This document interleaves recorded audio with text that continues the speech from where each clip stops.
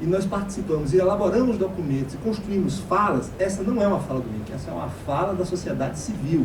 E se o MINC tentar se apropriar dela e descaracterizar essa fala, vai se haver com a sociedade civil. Assim como qualquer governo que ganha as eleições para presidente nesse ano, assumir o ano que vem, vai ter que levar em consideração essa fala que foi construída.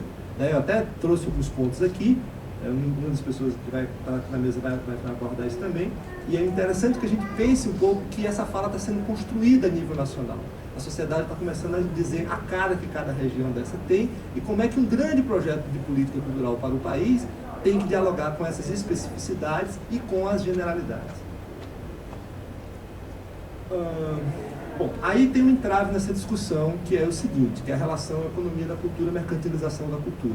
Os mais puristas ficam todos empolados quando escutam falar em economia da cultura, porque se apressam em confundir um grande equívoco que foi abordado com isso, que é o neoliberalismo entrou pesado e criou aquele discurso de que não, então a cultura tem que ser um salve-se quem puder, deixa que as leis de mercado regulem e o mais forte se estabeleça. Não é essa a perspectiva. Discutir a economia da cultura não é discutir a mercantilização da cultura, discutir a economia do ponto de vista das leis de regulação do mercado. Significa discutir as especificidades, diversidades, mediações que o Estado tem que fazer, a responsabilidade social que as empresas têm que assumir nesse quadro. Então é muito diferente estar discutindo a economia da cultura e estar simplesmente defendendo a mercantilização da cultura. Eu tenho uma frase que geralmente eu uso para ilustrar isso e que causa um certo efeito, que é venda seu trabalho, não venda sua alma. Você não precisa estar fazendo concessões para que o seu trabalho tenha consistência. Então, nessa perspectiva, estar discutindo a viabilidade econômica do seu trabalho não é estar discutindo as concessões que você vai fazer para tornar o seu trabalho um produto interessante dentro do mercado que se pauta pela lei do mais forte. Bom, vou apressar um pouco aqui. Essa questão das cadeias produtivas, eu uso como referência o professor Vitor Prochnik, lá da UFRJ. Essa fala aqui foi publicada numa revista da Federal do Rio Grande do Sul, mas ele atua na UFRJ. Ele define cadeia produtiva da seguinte maneira: cadeia produtiva é um conjunto de etapas consecutivas pelas quais passam e vão sendo transformados e transferidos os diversos insumos.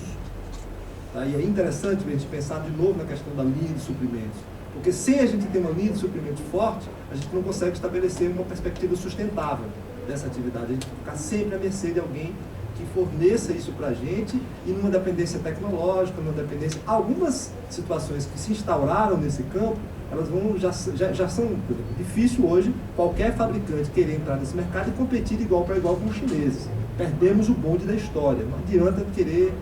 Talvez uma outra etapa desse processo abra-se de novo uma janela aí para que os investidores brasileiros entrem pesado nesse negócio. Mas há 10 anos atrás perdemos essa oportunidade e hoje estamos assistindo aí os chineses fazem tanto o original como faz o pirata, e aí não dá para competir com uma economia dessa.